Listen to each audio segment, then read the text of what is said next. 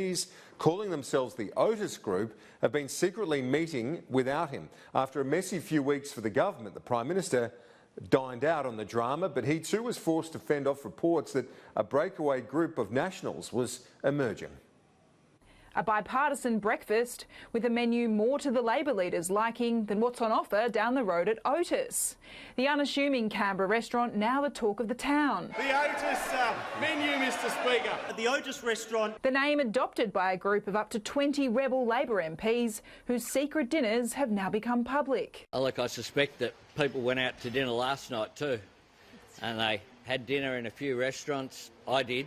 Anthony Albanese not on the guest list, only finding out through the media. That's what happens in Canberra. People go out, people chat about ideas. There's nothing unusual about this. The Otis Group is stacked with right faction MPs, including Kimberley Kitching, Joel Fitzgibbon and Don Farrell.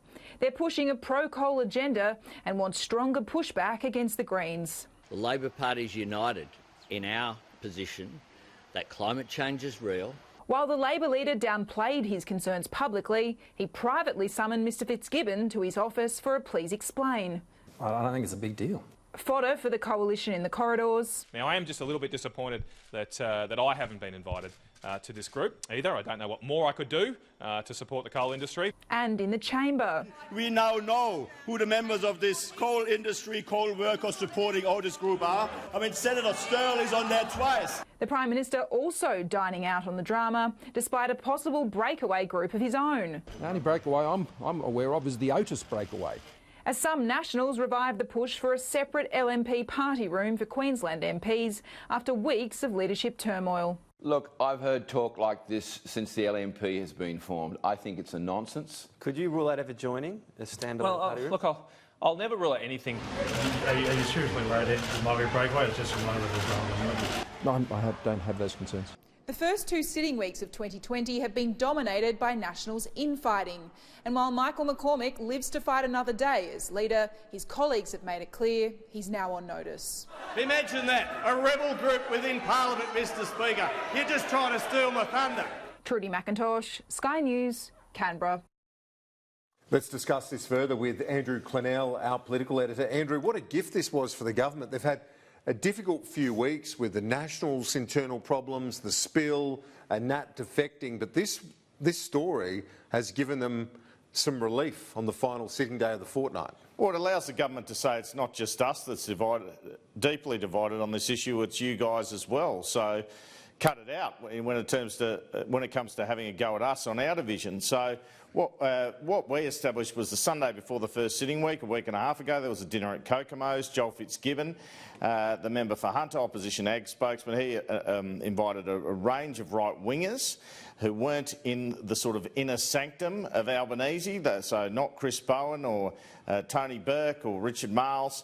He invited a series of right-wingers like Kimberley Kitching and others to Kokomo's restaurant, and he said, we're going to have this Otis group because we normally meet at the Otis restaurant, and that it was all about fighting for coal and against left-wing policies on climate change. Now, one Labor MP said of the reason for setting up the group, do you think people in Capricornia, the central Queensland seat, are running around saying, are we going to do something about climate change? Having a real shot there at Albanese and his approach so far on this issue and saying we need to win 4 or 5 seats in Queensland, how are we going to do it with the current approach? Another Labor MP said of the group, people were invited to dinner. They went wondering why some people weren't there. It was well underway, and Joel says, by the way, we've got this idea on how to support coal workers. It's a level of insubordination of the leader, I guess, Kieran, that you'd have to wonder how secure Joel Fitzgibbon's frontbench spot is, as well as that of perhaps a couple of others. I guess it depends what develops, how often they meet, but it's almost like a rebel group. And it's no surprise that Albanese took Fitzgibbon into his office to carpet him, because you can't have this going on. It wasn't just the meeting, there were subsequent emails criticising the tactics of the inner sanctum in question time. Well, it was an absolute gift for the government. Let's hear a little bit more of the fun that was had by some government frontbenchers. Have a look. They are ably led by the Godfather himself, one of the wines, I understand, Senator Farrell, Order. on the wine list, it's a Cabernet, $110 a bottle, colleagues, but we don't hold that against you. We don't hold that against you, Senator Farrell. This is what your, I'd say good friend, but is clearly not, and former colleague has said about you. Given the names associated with this group, I'm not surprised. Not the sharpest tools in the shed. So that was former Senator Doug Cameron cannot help himself.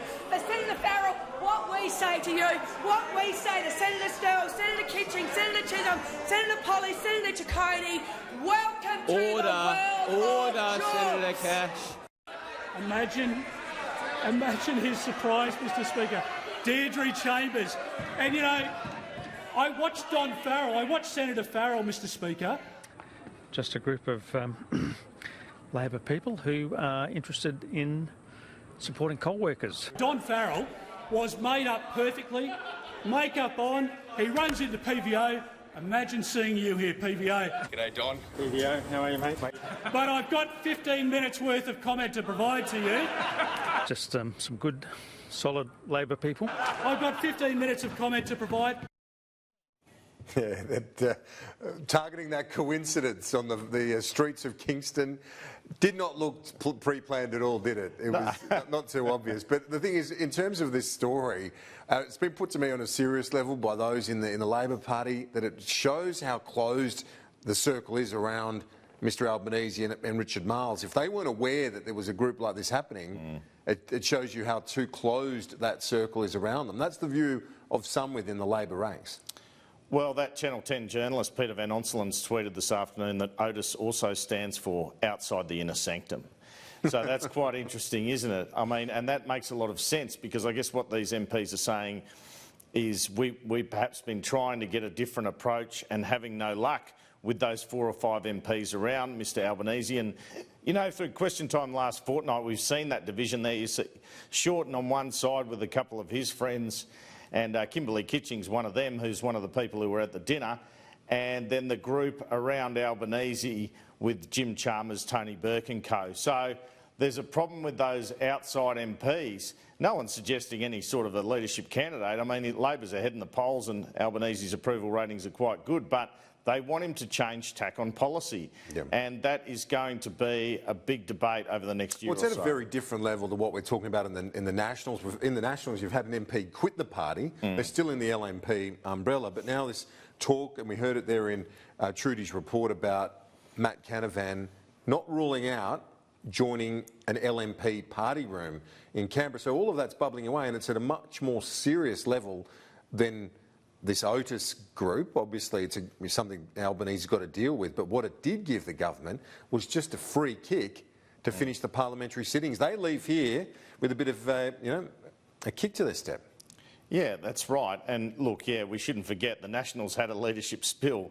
They had an MP quit and run as Deputy Speaker as the opposition's candidate and get up. So a dinner doesn't quite match that. But Albanese's going to have to do something here, broker the peace or instill some discipline or both, because he needs to be focusing on the government's division, not his.